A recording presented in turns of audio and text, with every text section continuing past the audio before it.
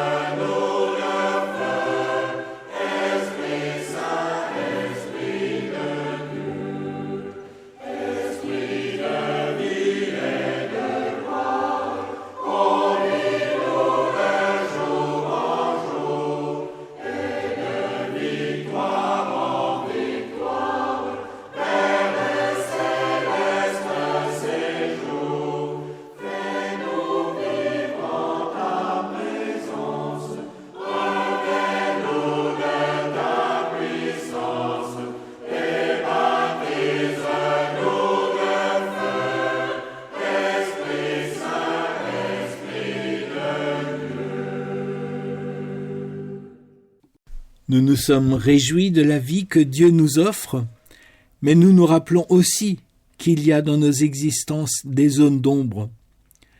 Et nous allons prier avec les paroles de David lorsque Nathan, le prophète, est venu à lui après que David fut allé vers Bethshéba.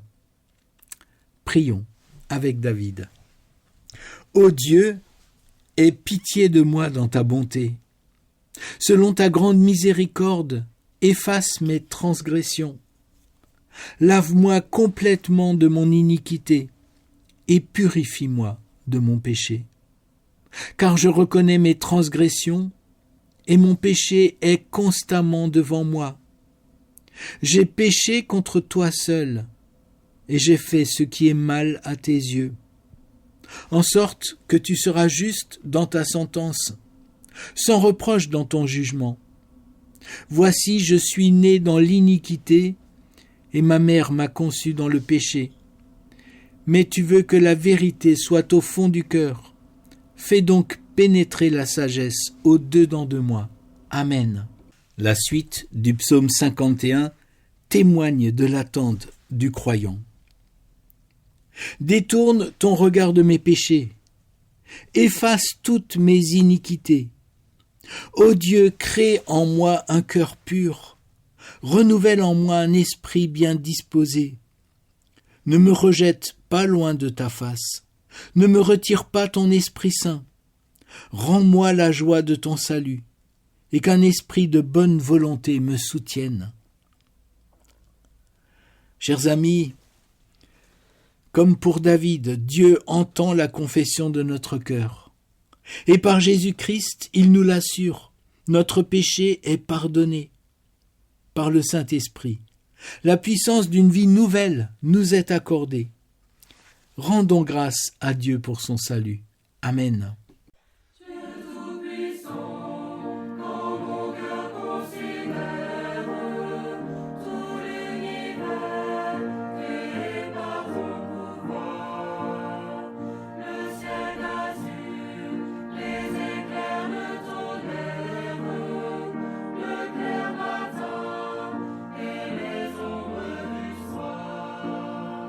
De tout mon cœur, alors s'élève un chant. Dieu Tout-Puissant, que tu es grand. De tout mon cœur, alors s'élève un chant. Dieu Tout-Puissant, que tu es grand. Et quand mon cœur dissèle le langage dont les humains peuvent entendre le son, il reconnaît du Seigneur le message que fait jaillir toute la création. Alors mon âme bénit l'Éternel, que tu es grand, ô Dieu fidèle. Alors mon âme bénit l'Éternel, que tu es grand, ô Dieu fidèle. Mais quand je songe au sublime mystère qu'un Dieu si grand a pu penser à moi, et que son Fils a porté ma misère et fait de moi l'héritier du grand roi. Alors mon cœur redit la nuit le jour que tu es bon, ô Dieu d'amour. Alors mon cœur redit la nuit le jour que tu es bon, ô Dieu d'amour.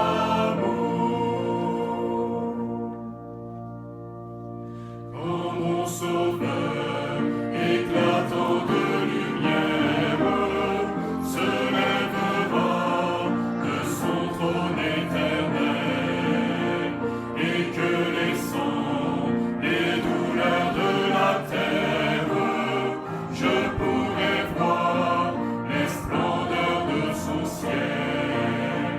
Je me dirai dans son divin séjour, rien n'est plus grand que ton amour. Je me dirai dans ton divin séjour, rien n'est plus grand que ton amour. Nous prions avant de lire le texte sur lequel portera notre méditation. Père, toi qui as parlé face à face avec Moïse, toi qui as fait crier et pleurer les prophètes, toi qui as fait jaillir les psaumes de ton peuple et murmurer la sagesse des proverbes, Dieu vivant qui a mis le Magnificat dans la bouche de Marie et la confession du Christ dans celle de Pierre, toi qui as prononcé ta parole comme une parole humaine dans la vie de ton Fils, par ton Saint-Esprit, rends ces paroles vivantes en cette heure, qu'elles deviennent pour nous ta parole. Amen. Et nous lisons dans la lettre de Paul aux Romains, au chapitre 5, les versets 6 à 11. Oui, quand nous étions encore sans force, Christ, au temps fixé, est mort pour des impies. C'est à peine si quelqu'un voudrait mourir pour un juste. Peut-être pour un homme de bien accepterait-on de mourir. Mais en ceci, Dieu prouve son amour envers nous. Christ est mort pour nous alors que nous étions encore pécheurs. Et puisque maintenant nous sommes justifiés par son sang, à plus forte raison, serons-nous sauvés par lui de la colère. Si en effet, quand nous étions ennemis de Dieu, nous avons été réconciliés avec lui par la mort de son Fils, à plus forte raison, réconciliés, serons-nous sauvés par sa vie. Bien plus, nous mettons notre orgueil en Dieu par notre Seigneur Jésus-Christ, par qui maintenant nous avons reçu la réconciliation. Seigneur, ta parole est source de vie, mène-nous sur le chemin de la vie. Amen. Lorsque j'étais enfant, je regardais le vendredi soir une émission sur la télévision allemande. Elle s'appelait « Dossier XY non résolu ». Un journaliste présentait des escroqueries non résolues pour mettre en garde les téléspectateurs. Dans les escroqueries présentées, il y avait souvent des manigances contre des personnes âgées. Par exemple, 2 complices déguisés en policiers se présentaient au domicile d'une personne âgée en disant qu'un voleur rôdait dans le quartier et avait dérobé les bijoux et le liquide que des personnes gardaient chez elles, et en leur demandant de vérifier que tout était bien en place chez elles. Ainsi, la personne dévoilait ses cachettes, et l'un des policiers détournait son attention pendant que l'autre volait son magot. Alors imaginons qu'un tel individu viendrait de se faire arrêter après des années d'escroquerie, où il aurait dépouillé des dizaines de personnes vulnérables. Disons que cet individu serait condamné à 15 ans de prison. Donner sa vie pour un méchant, cela pourrait être de proposer de prendre sa place en prison pour que lui soit gracié. Cette idée nous paraît sans doute totalement déplacée et même révoltante. Pourtant, elle illustre les propos de la lettre aux Romains que nous venons de lire. À peine accepterait-on de mourir pour un juste ? Peut-être quelqu'un aurait-il le courage de mourir pour le bien ? Mais voici comment Dieu nous montre l'amour qu'il a pour nous. Alors que nous étions encore des pécheurs, le Christ est mort pour nous. L'auteur de la lettre aux Romains essaye de nous dire ce que Dieu a fait pour les croyants alors qu'ils vivaient encore comme des impies, des pécheurs, ceux que la Bible qualifie souvent de méchants. Mais sommes-nous, ou avons-nous jamais été, aussi méchants que cela ? Avons-nous volé, dépouillé, roulé, voire tué peut-être ? Je vous propose de voir ce qu'en dit Calvin, qui n'a jamais été tendre avec la condition du pécheur. Dans le 2e livre de son Institution à la religion chrétienne, au chapitre 16, Calvin explique pourquoi le Saint-Esprit dans la Bible recourt habituellement à un langage d'inimitié, de malédiction, de vengeance pour l'être humain. En fait, c'est une forme de langage pédagogique, dit Calvin, pour aider l'être humain à comprendre la gravité et l'horreur de sa situation de pécheur. Et Calvin poursuit avec des exemples de ce langage. Héritier de la mort éternelle, sujet à malédiction, exclu de tout espoir de salut, banni de toute grâce de Dieu, serf de Satan, captif et prisonnier sous le joug du péché, destiné à une horrible ruine et confusion. Cette liste des drames humains prêterait à sourire, tellement elle peut sembler caricaturale, dans le fait de concentrer en quelques lignes ce qui est développé sur des centaines de pages dans la Bible.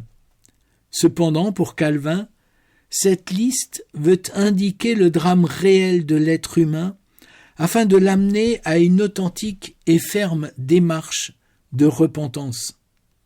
Au regard de notre nature qu'il juge profondément corrompue, de notre méchante vie, selon une expression de Calvin, nous sommes dans l'inimitié avec Dieu. Calvin poursuit en reconnaissant que, en fait, ce langage est mal accommodé, puisque, en réalité, Dieu nous aime dès avant la création, et donc dès avant le salut donné en Christ. Et citant saint Augustin, Calvin rappelle que, ayant été réconciliés par le sang de Christ, ne signifie pas que Jésus-Christ nous a réconciliés avec Dieu pour que celui-ci puisse commencer à nous aimer, comme s'il nous avait haïs auparavant. Mais nous avons été réconciliés avec celui qui nous aimait déjà, bien que nous étions en inimitié avec lui, à cause de nos iniquités.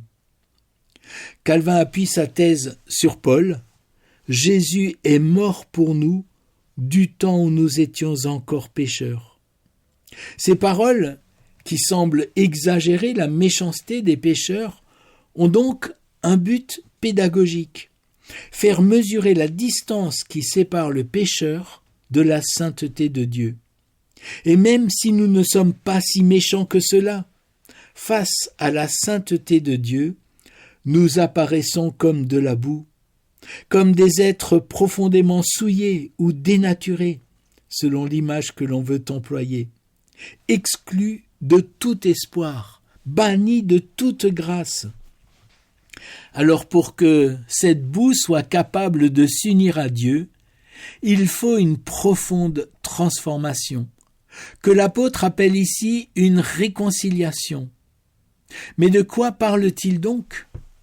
En bon protestant, vous savez sûrement que cette réconciliation passe par le pardon des péchés, dont Jésus est l'auteur et le témoin. Par Jésus, nous avons définitivement appris que Dieu ne cherchait pas la condamnation du pécheur, mais sa réhabilitation, son pardon, son retour vers lui. Or, la compréhension du pardon de Dieu et de sa miséricorde a évolué dans la conscience du peuple d'Israël. Les compréhensions les plus anciennes se retrouvent d'abord, par exemple, dans le récit du buisson ardent. Dieu a compassion du peuple qui est victime d'une injustice. C'est la compréhension de Dieu miséricordieux pour la détresse de l'être humain. Et cela traverse toute l'histoire biblique. C'est le témoignage de l'attitude de Jésus devant les foules qui sont perdues, sans berger pour les conduire. Il est ému de compassion. Ensuite vient l'expérience du pardon des actes jugés comme mauvais. Un texte le décrit bien, c'est le psaume 51 que nous avons lu pour la confession des péchés tout à l'heure. Selon ta grande miséricorde, efface mes transgressions. Lave-moi complètement de mon iniquité et purifie-moi de mon péché. Ce que le croyant cherche ici, c'est que sa faute ne soit plus devant ses yeux, qu'elle soit effacée, éloignée, loin de lui, comme le décrit le prophète Michée, lorsqu'il prend l'image des péchés jetés jusqu'au fond de la mer. Mais il y a encore une nouvelle compréhension de la miséricorde de Dieu, de cette réconciliation de l'être humain avec Dieu. Et nous la trouvons par exemple chez Ézéchiel. Au chapitre 36, Ézéchiel écrit « Je répandrai sur vous », c'est bien sûr Dieu qui parle, « je répandrai sur vous une eau pure, afin que vous deveniez purs. Je vous purifierai de toutes vos souillures et de toutes vos idoles. » C'est la première étape, nettoyage, mais pour Ézéchiel, cela va plus loin. « Je vous donnerai un cœur nouveau, et je mettrai en vous un esprit nouveau. J'enlèverai de votre être votre cœur dur comme la pierre, et je vous donnerai un cœur de chair. » C'est la seconde étape, une transformation profonde et radicale de la personne. « Je mettrai en vous mon propre esprit, et je ferai de vous des gens qui vivent selon mes lois, et qui obéissent à mes commandements pour les appliquer. Et c'est la dernière étape, la promesse de l'Esprit de Dieu qui va rendre l'être humain transformé, capable de vivre en cohérence avec Dieu.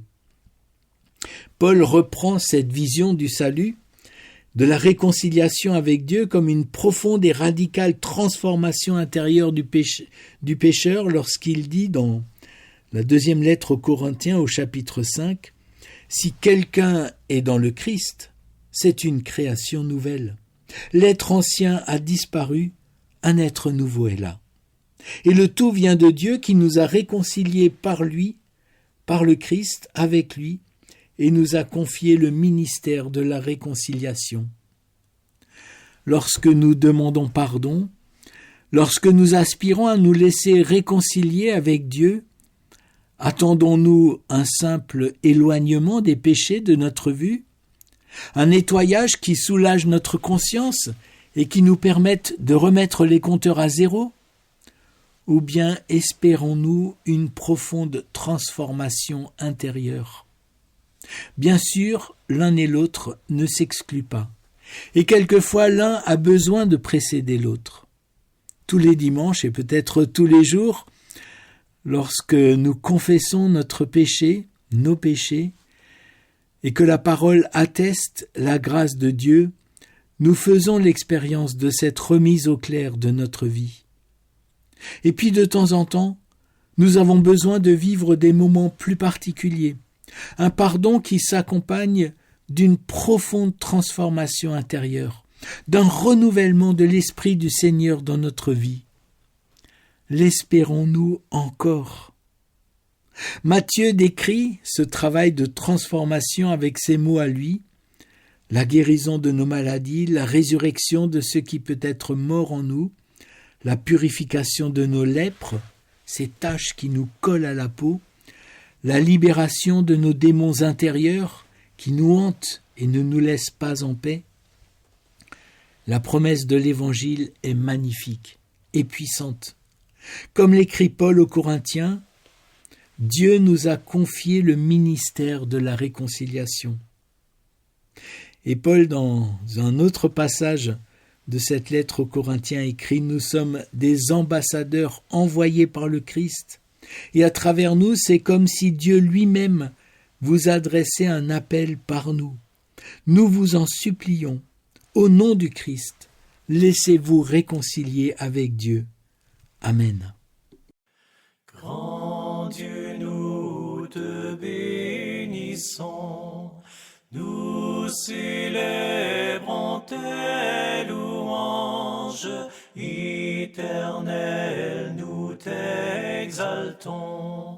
De concert avec les anges, et prosternés devant toi, nous t'adorons, ô grand roi, et prosternés devant toi, nous t'adorons, ô grand roi.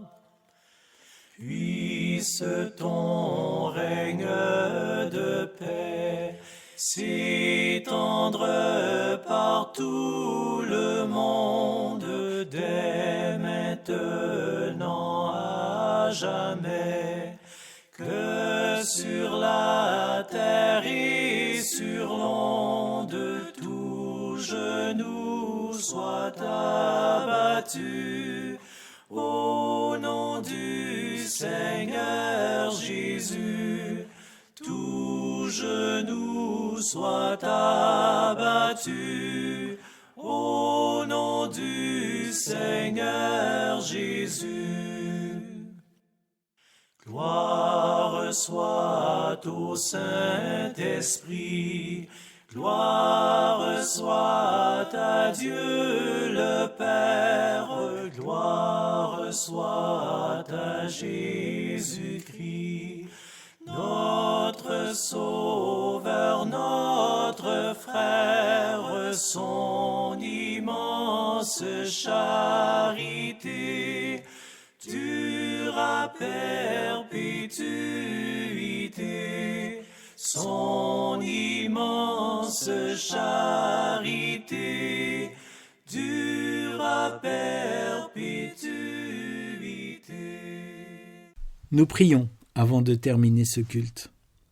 Seigneur, nous te remettons tous les besoins de réconciliation qui nous habitent, particulièrement ceux qui touchent des domaines de notre vie où nous sommes résignés, où nous avons l'impression que même toi, même ton Esprit Saint, ne peut rien pour nous.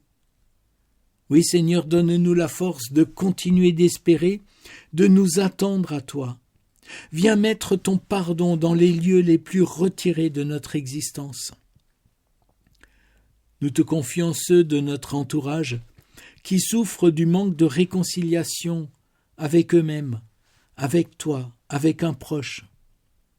Mets sur leur route des ambassadeurs de ta réconciliation, des témoins de ta paix que tu veux donner à tous les êtres humains.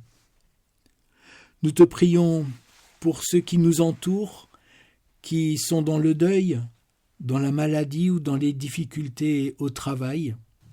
Nous te prions pour nos communautés, pour nos églises. Fais grandir les liens et l'amitié entre nos communautés, afin que nos jeunes en particulier reçoivent le témoignage d'un peuple en marche avec toi, un peuple divers et en même temps un peuple uni par le témoignage que tu lui as laissé, un peuple rassemblé encore par la prière que nous avons apprise de toi et que nous redisons ensemble maintenant. Notre Père, qui es aux cieux, que ton nom soit sanctifié, que ton règne vienne, que ta volonté soit faite sur la terre comme au ciel. Donne-nous aujourd'hui notre pain de ce jour. Pardonne-nous nos offenses, comme nous pardonnons aussi à ceux qui nous ont offensés. Et ne nous laisse pas entrer en tentation, mais délivre-nous du mal. Car c'est à toi qu'appartiennent le règne, la puissance et la gloire, pour les siècles des siècles. Amen. Et je vous invite à repartir avec cette parole de l'apôtre Paul. Nous sommes des ambassadeurs envoyés par le Christ. Le Seigneur vous bénit et vous garde, vous et tous ceux que vous portez dans votre cœur. Le Seigneur vous bénit et vous garde, lui qui est Père, Fils et Saint-Esprit. Amen.